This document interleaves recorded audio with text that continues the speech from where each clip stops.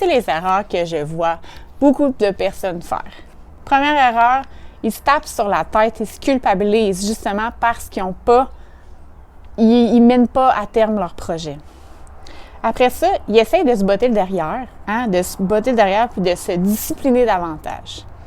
Souvent, ils vont se comparer aux autres, à d'autres personnes qui ont accompli des choses, qui ont coché des trucs, qui ont réussi à atteindre leurs objectifs, à mener leur projet à terme.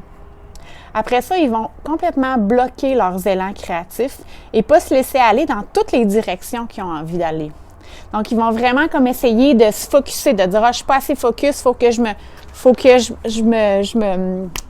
priorise mes choses, que je sois plus organisée, plus efficace, que je gère mieux mon temps. » Donc, ils mettent ça sur la faute de « Il y a un problème avec moi, je ne dois pas être assez organisée, je ne gère pas bien mon temps. » Et souvent, c'est ça, ils vont se forcer, se pousser à travailler sur le dit projet, même s'il n'y a aucune énergie, ils n'ont pas envie, ils n'ont pas d'élan, d'inspiration de le faire.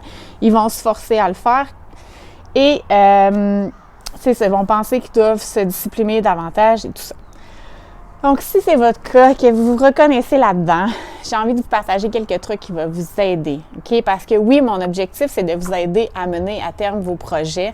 C'est que vous puissiez accoucher de davantage de projets, mais je veux que vous gardiez votre nature créative, que vous gardiez votre côté multipassionné, que vous gardiez cet élan de vie-là qui est à l'intérieur de vous et que vous n'ayez pas besoin de vous couper de votre vitalité pour atteindre vos objectifs.